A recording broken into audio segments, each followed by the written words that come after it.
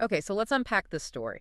We're not talking about pyramids today, but about something just as ambitious, international business, ancient Egyptian style. Right. This is all about these huge, high-stakes naval expeditions. Exactly. We're looking at a time when pharaohs sent fleets out on dangerous voyages, all in search of a legendary place called the Land of Punt.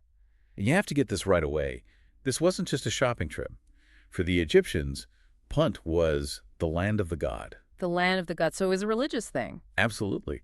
The resources from Punt, especially incense and these aromatic resins, they were religious necessities. You couldn't run the temples or perform proper burials without them. So these risky trips were, in a way, essential to keeping the whole country running. They were. They were crucial for the pharaoh's power, for the economy, for everything. It's how Egypt projected its strength. So our mission today is to really get into the engineering, the risks, and the incredible rewards of these voyages, how they mastered the Red Sea thousands of years ago. And that journey was just incredibly difficult. We think of Egyptians on the calm Nile River, right? Right. The Red Sea is a totally different beast. It's hot. The winds are unpredictable. They had to sail from these very specific ports like Saww or Cornary on the coast. And they couldn't just use their normal riverboats for that, I assume? No way. They had to invent a whole new kind of ship. This is where the engineering gets really, really cool. Okay, so shipbuilding. What was so special about these boats? I mean, we think of strong ships as being rigid, with nails holding them together. Well, that's the key detail, the thing that changes everything. They didn't use metal nails. No nails. How do you hold a giant wooden ship together without nails? With rope. They used cedar wood, which they actually had to import from Lebanon, another long supply chain. But instead of nails, they literally stitched the wooden planks together with these incredibly thick ropes. Stitch them. That sounds flexible, almost like it would fall apart. And that's the genius of it. The flexibility was the whole point. You see, in rough seas, a totally rigid ship can snap. These ships could literally bend and flex with the waves. They could absorb all that energy without breaking. So the ship was designed to be deliberately pliable. But what about buckling? A long ship that flexes in the middle could just fold up, right? It could. And that's where you get this other incredible piece of tech, the hogging truss. The hogging truss, what's that? Think of it like a giant spine for the ship. It was this huge, thick rope that ran from the front to the back over the deck. They would tighten it like a massive tension cable. Ah, so it kept the bow and stern from drooping down when the ship is loaded. Exactly. It stopped the whole hull from sagging and snapping in half. It's a phenomenal solution, showing they really understood structural engineering. Okay, so they have these amazing flexible ships. How did they move them? Well, they had huge square sails to catch the wind. But the Red Sea can be dead calm for long stretches. Oars. Lots and lots of oars. It was grueling work. You have to picture rowing this massive, heavy ship for hours under a blazing sun. And the heat was a major risk, wasn't it? It was a killer, often over 100 degrees Fahrenheit. So fresh water was the most precious thing on board. If you ran out, the mission was over. And that's before you even mention the physical dangers in the water. Right. The Red Sea is filled with coral reefs and shallow spots that could tear the bottom right out of a wooden ship. And remember, the journey back was even harder because they were loaded down with tons of cargo. Which brings us to the most famous expedition of all. The one ordered by the female pharaoh, Hatshepsut. Yes, in the 15th century BCE. And for her, this was about more than just trade. It was pure political strategy. How so? Well, Hatshepsut's claim to be pharaoh was unusual. She needed to constantly prove she was powerful and had the favor of the gods. And bringing back treasure from the mythical land of Punt would do that? It was the ultimate power move. A massive flex. It showed everyone she could command the resources of the state to achieve something that hadn't been done in generations. What was the scale of her mission? It was huge. She sent a fleet of 5 large ships, each one about 70 feet long. Basically a small navy for a trade mission. And we know so much about this because she documented everything, right? She carved the entire story in stone at her temple at Deir el-Bahari. It's like a graphic novel of the whole expedition. The ships, the trade, the people they met. It's all there. You know, it's easy to assume these ancient encounters were all about conquest, but the carvings show something different. You really do. It's clear the mission was also diplomatic. The reliefs show the Egyptians being welcomed peacefully by the leaders of Punt. This was about building relationships, not raiding. So diplomacy was part of the business plan. Absolutely. Yeah, they brought soldiers, of course, but their role was twofold. Protection, obviously, from pirates or any hostile groups. Yes, security was key when you're carrying that much wealth. But the soldiers were also the muscle.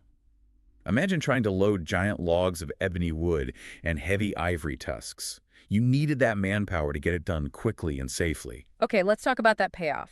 What were they bringing back that was worth all this risk? The number one thing was aromatic resins, frankincense and myrrh. The things they couldn't grow in Egypt's desert climate? Exactly. And these weren't just for making the temple smell nice. The Egyptians believed the smoke from the incense literally carried their prayers up to the gods. It was their communication technology. Wow. So beyond the incense, what else was filling those ships? Oh, tons of stuff. Raw gold, which went straight to the treasury, prized ebony wood, huge ivory tusks from African elephants, and then there were the luxury status symbols, What kind of things? live animals. The carvings show them bringing back baboons, monkeys, even cheetahs. These were like the ultimate exotic pets for the royal court. A cheetah in the palace, that's a statement. A huge statement. And also, panther skins. Only the highest-ranking priests could wear those during ceremonies. So the voyage directly connected the pharaoh's success to the gods. So they're hauling back all this incredible wealth. What did they trade for it? That's where you really see Egypt's economic power. They traded things that were, well, simple for them to make. Jewelry, daggers, lots and lots of glass beads. So basically manufactured goods for raw materials? Precisely. For the people of Punt, these items were exotic and valuable. But for Egypt, it was an incredibly good deal. They were trading trinkets for tons of gold and ivory. That kind of trade imbalance must have had a massive impact back home. It was foundational. All that wealth went direct into the pharaoh, who then used it to build temples, pay the army, and cement her power. The wealth from Punt literally built the new kingdom. But Hatshepsut wasn't just satisfied with bringing back the products. She wanted to bring back the source. This is one of the most amazing parts of the story. She decided she wanted to grow her own myrrh trees in Egypt. You're kidding. She tried to transplant them. She did. The carvings show her sailors carefully digging up 31 small living myrrh trees, putting them in baskets with their soil still attached. How on earth did they keep them alive on that long, hot journey back? They had to use their precious fresh water to keep watering the plants. You have to understand, that's water the crew could have been drinking. It just shows how incredibly important this botanical experiment was to her. And did it work? It did. She established her own incense garden at her temple. It's one of the first recorded examples in history of people moving plants between continents for agriculture. It's just incredibly advanced thinking. The reliefs also give us clues about the people of Punt, don't they? Yes, a unique glimpse, even if it is from an Egyptian point of view. They're shown living in houses on stilts, probably over water, which is totally different from the Nile Valley. And they show specific people, not just generic figures. Exactly. They named the king of Punt, Pirihu, and his wife, Queen Ateriti. It really reinforces that this was a person-to-person diplomatic meeting. For so long, no one knew exactly where Punt was. It was this almost mythical place on the map. How did we finally figure it out? Modern science gave us the answer. And it came from a surprising source. Mummified baboons. The baboons they brought back? The very same. Yeah. Scientists can analyze the isotopes in the hair and bones of an animal. These isotopes are like a chemical fingerprint that tells you exactly where that animal grew up based on the water it drank and the food it ate. So they tested the mummy baboons and matched their chemical fingerprint to a specific location. That's right. And the results pointed directly to the coastal areas of the Horn of Africa. So modern-day Somalia, Eritrea, that region. Yep, a region that perfectly matches the ancient descriptions of a land rich in incense, ebony, and exotic animals. Science proved the myth was real. So when you pull it all together, what's the big takeaway here? This whole story is so much more than just an ancient trade mission. It really is. It's an early chapter in global exploration. It shows that ancient people were not isolated. They had the engineering, like the rope-tied ships and the hogging truss, and the political will to cross huge barriers for resources. And maybe here's the final thought for you to consider. Thousands of years ago, the desire for one special resource, incense, was enough to drive massive technological innovation, huge financial risk, and even sophisticated botanical science. It just proves that the global hunt for specialized goods, whether it's incense or microchips, has always been what pushes human history forward. The desire for what was in Punt truly changed their world. Good luck with your studies.